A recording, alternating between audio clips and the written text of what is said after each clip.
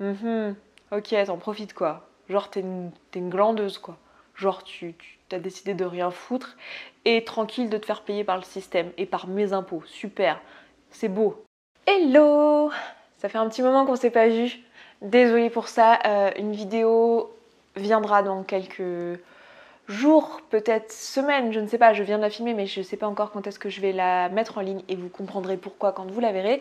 Mais une vidéo arrive bientôt pour vous expliquer pourquoi j'étais absente, si vous l'avez remarqué, parce que je n'étais pas non plus absente très longtemps. Mais voilà, rien de grave, hein, vous inquiétez pas, rien de grave, tout va bien. Je reviens dans cette vidéo pour vous parler du chômage, parce qu'en fait récemment j'avais fait une vidéo sur mon parcours scolaire, professionnel, etc. Je vous la remettrai ici si vous ne l'aviez pas vue, elle est un peu longue. Et dans les commentaires de cette vidéo, vous m'avez demandé de parler de chômage et voilà, je me suis dit bah, pourquoi pas effectivement vous parler de ma période de chômage qui a quand même été assez courte et vous faire juste un partage d'expérience, donc je parle juste en tant que moi là pour le coup et vous raconter un peu voilà, comment je l'avais vécu. Alors sachant que ça fait un petit moment quand même, c'était en 2014/2015, voilà, on est au moment où j'enregistre ça en 2019, donc ça fait plusieurs années, donc je vais vous parler du souvenir que j'en ai. Voilà, c'est à prendre du coup avec cette notion-là, même si bon, j'ai pas Alzheimer, mais quand même, il s'est quand même passé quelques années quoi. Donc voilà, j'ai envie de vous en parler. En plus pour moi c'est l'occasion de parler d'un sujet qui me permet aussi de rebondir sur le fait que j'essaye en ce moment de faire de la com autour du fait qu'on a Woman Up, qui est une conférence en fait de 2 jours, enfin un événement avec des conférences et des ateliers, etc. qui a lieu donc dans un mois tout pile au moment où je vous parle, donc le 18 et 19 mai 2019 à Paris. Je vous mettrai en lien en barre d'infos et toutes les informations pratiques. Vous avez maintenant le programme qui doit être disponible, alors je suis pas sûre qu'il le soit, le programme provisoire. Je sais plus s'il est en ligne ou il le sera en tout cas dans quelques temps, vraiment dans pas longtemps. En gros le but du jeu c'est si pour vous c'est galère de trouver du taf, si pour vous c'est galère de vous épanouir dans votre boulot et que vous savez pas pourquoi, que vous avez besoin de parler franchement avec des gens, que vous avez besoin de trouver des solutions, vous en avez marre d'être victime de sexisme, vous en avez marre de des bullshit jobs, vous en avez marre de tout ce qui fonctionne pas en fait dans le milieu pro, et ben cette conférence elle est là pour vous. Elle est là pour vous, elle est là pour vous aider. On va aborder des questions comme le syndrome de l'imposteur, comme le manque de confiance en soi, comme comment on fait pour faire un CV, quels sont les codes. Voilà, on va aussi avoir des personnes qui viennent parler de leur parcours de manière inspirante, ce qui va nous permettre d'avoir aussi des modèles, parce que très souvent, finalement, en tant que femme en particulier, on va pas faire certains métiers, pas parce qu'ils sont pas ouverts pour nous, parce qu'ils le sont, mais juste parce qu'on n'a pas de modèle en fait, et on se voit pas en tant que femme faire ce type de boulot, et du coup voilà, on aura ce genre de discussion, plus des ateliers pratiques, voilà, le but du jeu c'est vraiment d'ouvrir la discussion, c'est complètement gratuit, c'est à Paris, et voilà, je vous encourage à venir. Je suis très très heureuse de vous proposer ça. On a créé ça donc avec Marie de la chaîne Antithésie qui en parle bien mieux que moi. Putain, je suis jalouse hein, parce qu'elle est vachement meilleure que moi en com. Elle en parle bien mieux que moi. Allez voir sa chaîne si vous la connaissez pas. C'est une meuf géniale, évidemment. Je passerai pas avec elle si c'était pas une meuf géniale. Et avec Claudia qui elle n'a pas de présence sur internet particulière, mais qui est une meuf géniale aussi, avec qui on organise ça. Donc voilà, on s'est sorti les doigts comme on dit hein, pour pouvoir vous proposer un super événement qui soit entièrement gratuit. Donc on est vraiment très fiers et on a hâte de vous voir venir et de voir surtout ce que ça va pouvoir vous apporter, parce que c'est dans cette idée là en fait qu'on l'a organisé, et on parlera notamment du chômage, ça fait partie des choses dont on parlera, il y aura un espace de parole si vous avez besoin de parler, et en fait on se rend compte qu'il y a un espèce de tabou autour de l'emploi en fait, et il y a plein de choses qui sont pas comprises, et genre pour beaucoup de gens de notre génération qui sont en quête de sens, en fait c'est assez violent comme milieu, donc voilà. Et aujourd'hui je vais vous parler justement de moi, ce que j'ai vécu au chômage, et je suis sûre qu'il y en a plein d'entre vous qui le vivent peut-être maintenant ou qui l'ont vécu il n'y a pas très longtemps et qui se reconnaîtront là-dedans.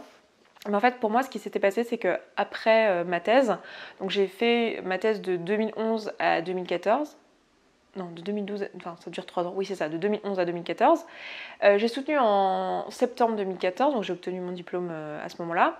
diplôme que je ne suis toujours pas allée chercher à mon université. Il serait peut-être temps que j'y aille à un moment donné. Voilà. Et donc, après ça, si vous voulez, j'étais complètement lessivée. Quand on fait des longues études, et je pense que si c'est votre cas, vous vous reconnaîtrez là-dedans, en fait, pendant des années, on n'a que ça en tête. On se dit, enfin, c'est un peu notre carotte, quoi. C'est études, études, études, études. Moi, j'avais la tête là-dedans, j'avais vraiment la tête dans le guidon, hein. Clairement, j'étais dedans. Et en fait, la dernière ligne droite de l'écriture de la thèse, c'était tellement crevé que, si tu veux, il n'y a pas de après. Enfin, genre, tu t'arrives pas à... Enfin, moi, en tout cas, je crois que c'est pas tout le monde, mais moi, j'arrivais pas à avoir de après, quoi. C'était vraiment... boum, quoi. Enfin, le derrière, ce qui allait se passer derrière, j'arrivais même pas à l'imaginer, en fait. C'est comme si, d'un seul coup, j'allais plus avoir de but dans la vie, parce que mon truc, c'était... Pendant des années, j'étais tellement là-dedans, je vais être astrophysicienne, je vais être astrophysicienne, je vais être astrophysicienne, que le jour où j'ai été astrophysicienne, j'étais à... Ok. Now what? Déjà, qu'est-ce qui va se passer? Et là, du coup, j'avais décidé, en fait, en amont, enfin, j'aurais pu partir en postdoc ou alors chercher un travail juste derrière. Et en fait, j'avais décidé à ce moment-là, avec mon copain de l'époque, en accord et tout, on avait l'argent pour ça et tout ça, mais bon, on a pris la décision ensemble, de m'arrêter en fait, et de prendre des vraies vacances, genre de prendre un break et de décider ce que j'allais faire pendant ce break-là. J'avais en tête en fait de prendre quasiment un an en fait. Je m'étais dit voilà, un an, une année scolaire, je suis venue en septembre, je m'étais dit je me donne jusqu'à juin pour décider ce que j'allais faire de ma vie, quoi. Et donc, pendant cette année-là, c'était ce que j'avais prévu de faire. Et en sortant de ma thèse, en fait, je m'étais dit oui. Alors, c'était, je vais voir ce que je vais faire. Et ça serait cool si je pouvais faire un truc avec ma chaîne YouTube. Et donc, vivre de ça, d'une certaine manière, en fait. Et j'avais pas d'idée comment. Et à ce moment-là, j'avais pas du tout les compétences pour le faire, en fait. Et j'avais, je sais plus, 20 000, 30 000, je sais plus exactement combien d'abonnés sur cette chaîne. Mais je ne savais pas du tout...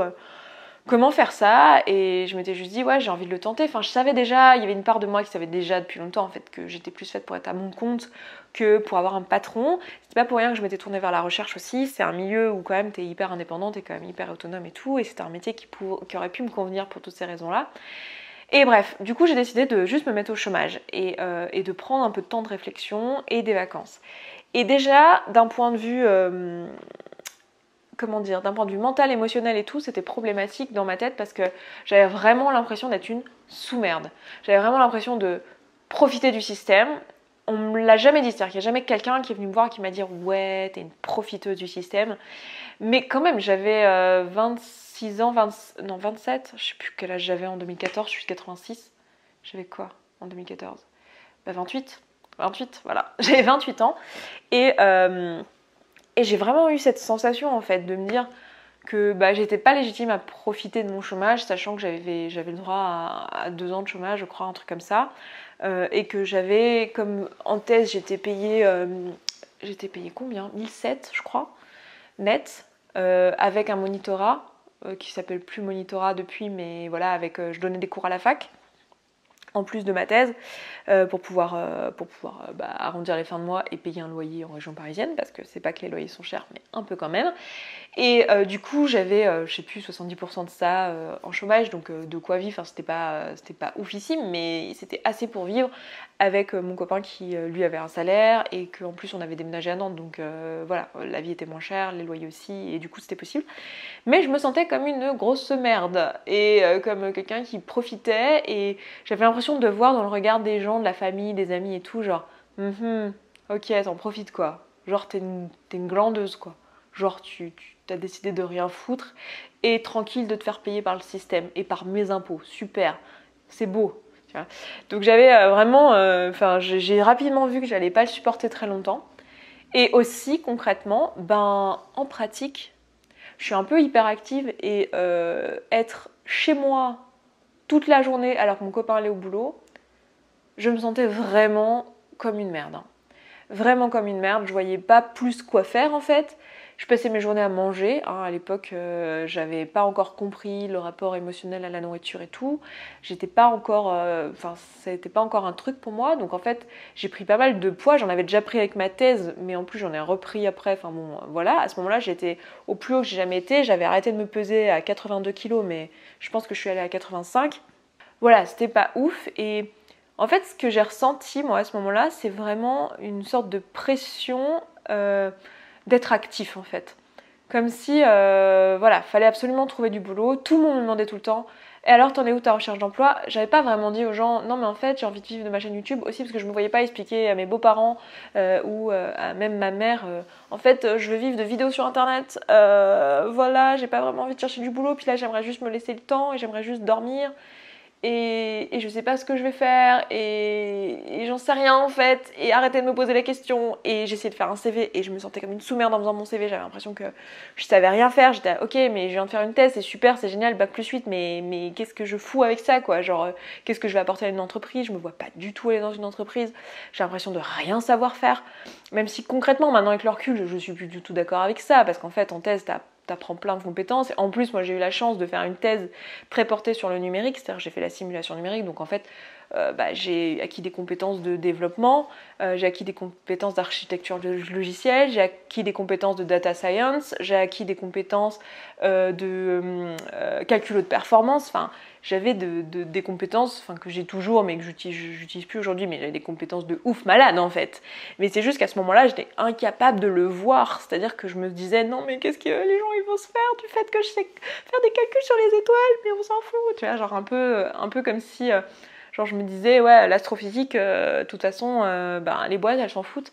Et en fait, je voyais vraiment pas comment j'allais pouvoir utiliser mes compétences dans un autre domaine, en fait. Et en plus ça me faisait flipper, je comprenais, quand je lisais les annonces, je comprenais rien en fait, j'étais là mais c'était tout des mots de jargon et à chaque fois les gens demandaient 2 ans d'expérience et tout et je me disais mais c'est pas possible en fait, comme j'ai pas 2 ans d'expérience je vais jamais pouvoir, merde j'ai oublié que j'ai de rouge à lèvres, je suis là en train de me frotter, comme quoi ce rouge à lèvres est léger sur les lèvres n'est-ce pas, puisque j'ai oublié que je l'avais, je vais jamais pouvoir trouver du taf parce qu'à chaque fois il y a marqué 2 ans de compétences ou quoi et moi, enfin 2 ans d'expérience et moi j'ai pas 2 ans d'expérience quoi, ce qui est faux en fait en plus parce que quand t'as fait 3 ans de thèse en fait t'as 3 ans d'expérience, hein. Pendant 3 ans t'es pas étudiant, tu bosses, mais à cette époque-là, je le voyais pas comme ça. Et parce que aussi, ça c'est un autre débat, mais il y a un truc dans l'université, les autres chercheurs, les chercheurs qui sont plus expérimentés, parlent beaucoup des thésards comme des étudiants. Et du coup, on te rend ça dans la tête que t'es encore qu'un étudiant, alors qu'en fait, concrètement, t'es prof de fac et t'es chercheur. Hein. Tu publies des articles, tu fais de la recherche H24. Bref, autre débat. Mais du coup, voilà, estime de soi plutôt sous terre. Ce qui m'était jamais tellement arrivé, enfin en fait si, j'ai compris à cette époque-là que mon estime de moi n'avait pas toujours été ouf, mais j'ai toujours eu confiance en moi. C'est-à-dire que la différence entre les deux, c'est que l'estime, c'est le fait de se sentir comme une sous-merde, et la confiance, c'est le fait d'avoir la certitude que tu vas trouver une solution en fait et que tu vas t'en tirer quoi qu'il arrive. Et moi j'ai toujours eu confiance dans ma capacité à m'en tirer quoi qu'il arrive, mais à ce moment-là c'était pas évident quoi et je me voyais pas, enfin vraiment j'arrivais juste, je procrastinais sur faire un CV quoi, je n'y arrivais pas, j'étais bloquée quoi, je me sentais tellement nulle que je n'arrivais pas à écrire le CV et ça me paraissait, j'ai mis je sais pas 3 semaines à écrire un CV quoi, enfin et tous les jours j'étais là dessus et je voyais les regards autour de moi, c'est quand je finissais par plus dire en fait que j'avais pas écrit de CV parce que j'osais pas quoi, je vais pas dire que j'ai pas écrit mon CV parce que c'est pas comme si j'avais pas le temps quoi, je veux dire voilà, j'osais pas. Et bref, c'était hyper chaud comme période, il y avait ça, les annonces auxquelles je répondais pas et en fait j'ai fini par sortir de cette période-là en devenant prof en fait, en devenant prof remplaçante parce que j'avais l'impression que ça j'en étais capable parce que j'avais déjà enseigné et en fac donc je m'étais dit bon bah enseigner les maths en collège lycée ça devrait pas être trop dur et effectivement en termes de compétences c'était pas dur, enfin en termes de compétences genre les maths en elles-mêmes, mais par contre j'ai été balancée en classe comme ça sans... Enfin, c'est ouf en fait, hein, comme on est balancé en classe alors que j'avais jamais enseigné dans un collège et j'étais pas une bonne prof en fait. Hein. J'adore transmettre, c'est pas le problème, mais quand tu enseignes en collège, c'est pas du tout pareil que quand tu enseignes en fac et il y a un moment, il faut des compétences aussi au niveau de la discipline et tout ça. Et voilà, et j'ai pas trouvé de boulot en fait. Hein. J'ai envoyé des CV et tout, mais j'ai pas eu d'entretien et j'ai pas trouvé de boulot. Et parce que je n'arrivais pas à me vendre. Et en fait, je crois que le truc que j'ai appris depuis, c'est que c'est pas qu'il n'y a pas de boulot. Il y a du boulot. En tout cas dans mon domaine, hein, je ne sais pas dans le vôtre, hein, je ne peux pas vous le dire. Mais vous devriez le savoir si vous demandez aux personnes qui ont de l'expérience dans votre formation et tout, ils vous le diront si c'est le cas ou pas. C'est-à-dire que moi j'avais la sensation qu'il n'y avait pas de boulot pour moi, mais en fait il y en avait plein. C'est juste que j'étais pas en mesure d'exprimer mes compétences. Et maintenant, ce que je sais aussi d'un point de vue de patron aujourd'hui, c'est que quand tu fais une offre d'emploi, quand tu veux embaucher des gens, en fait, toi, tu as une idée vague de ce que tu veux, mais en fait, tu vas surtout adapter le boulot à la personne que tu vas trouver. Et en fait, tout ce que tu veux, c'est avoir des personnes avec un bon feeling. Alors après, je parle peut-être que pour moi, mais j'ai l'impression que c'est le cas en fait dans beaucoup d'entreprises maintenant de mon expérience, c'est qu'en fait, tu fais un profil type, mais tu cherches pas la personne parfaite qui remplit toutes les cases en fait. C'est juste que on te demande d'écrire une offre d'emploi, du coup tu écris une offre d'emploi avec vaguement ce que tu as besoin, puis après tu vois les CV que tu obtiens, et à partir de là tu fais le tri, et puis des fois tu vas embaucher des gens qui sont venus avec une offre, mais en fait tu les mets sur un poste qui est un tout petit peu différent parce que ça leur conviendrait mieux et c'est un besoin que tu as aussi. Du coup, maintenant ce que j'ai appris avec le recul, c'est que en fait, faut pas se poser la question de est-ce que je suis la bonne personne pour ce poste-là en fait? Parce que c'est pas ton taf. Toi, ton taf, c'est juste de postuler. Ça, c'est le boulot du recruteur en fait, de savoir si t'es la bonne personne pour ça ou pas. Et de juger si t'es assez bien, si t'es bon, si t'as le bon niveau, si t'as les compétences. En fait, c'est pas ton boulot à toi. Et une fois que t'as compris ça, t'envoies juste des CV en fait. T'écris ton CV une bonne fois pour toutes, tu te fais aider sur ne pas te dévaloriser dans ton CV. Il y a des codes, c'est chiant, t'as l'impression de te surévaluer quand tu utilises ces codes, mais non, il y a des codes dans le CV, donc se faire aider. Si tu viens à Woman Up, on aura des personnes compétentes en atelier qui t'aideront à faire ça, donc voilà. Et on va aussi avoir une conférence là-dessus qui a été programmée, donc tu auras les grandes lignes aussi si tu peux pas venir à l'atelier. Donc viens. Mais en fait, il y a des codes, il faut juste les appliquer et voilà, et finalement c'est pas à toi de juger si t'es bon ou pas, c'est au recruteur en fait de juger si oui ou non t'es la bonne personne pour lui et pas toi en avance. Et une fois que t'as compris ça, déjà ça aide. Donc moi du coup, ma période de chômage a duré de septembre à... Je sais plus quand est-ce que j'ai commencé à enseigner, j'ai commencé à enseigner en février je crois, un truc comme ça. Donc de septembre à février, qui ont été assez horribles, des mois assez horribles avec tout un tas d'émotions désagréables. Et ensuite, j'ai re-été au chômage après juin, du coup, l'année scolaire s'est terminée, je suis partie un mois au Togo, je sais pas si vous vous souvenez, et après je suis revenue et j'ai cherché du boulot à Paris. Et là, en fait, j'étais dans un état d'esprit tellement différent, j'ai fait relire mon CV, j'ai juste arrêté de penser que j'étais une grosse merde, en fait. J'ai repris confiance en moi. En fait, le Togo m'a fait vachement de bien dans mon développement personnel parce que j'ai pris du recul. Voilà, je suis partie loin de chez moi, j'ai pris des décisions dans ma vie privée qui m'ont permis d'aller de l'avant. Et en fait, je me suis fait aider sur mon CV tout simplement par des personnes de mon entourage compétentes qui m'ont aidé à faire un CV qui était bien et j'ai arrêté de me poser les questions de est-ce que je suis compétente ou pas et j'ai juste cherché du taf et en fait en 3 semaines j'avais trouvé quoi. Donc voilà, gardez confiance en vous en fait et je sais pas qu'est-ce que je peux vous dire en fait d'utile vraiment à la sortie de cette expérience, mis à part le fait que si vous vous sentez comme tout ce que j'ai raconté dans cette vidéo, c'est normal, vous n'êtes pas bizarre, c'est pas vous en fait. Je pense qu'il y a une pression sociale énorme autour du fait d'être en activité. Vous avez le droit de profiter de votre période de chômage, ça c'est un truc, voilà. On n'est pas des machines en fait, et si vous sentez que vous êtes épuisé physiquement et émotionnellement, de toute façon c'est plutôt salutaire que vous le fassiez, pour vous comme pour votre futur employeur en fait. Donc vous avez le droit d'être au chômage. Le chômage il est là pour ça, il est là pour se retourner en fait dans un cas de situation de chamboulement dans notre vie et c'est pour ça qu'on vit dans ce beau pays qui nous permet d'avoir ces droits-là et on a créé ça pour nous permettre à tous de ne pas devenir complètement tarés et d'avoir le temps d'être des êtres humains en fait et donc voilà, c'est normal si vous y avez le droit, c'est que l'État et nous tous ensemble en tant que société avons décidé que c'est quelque chose qui est utile.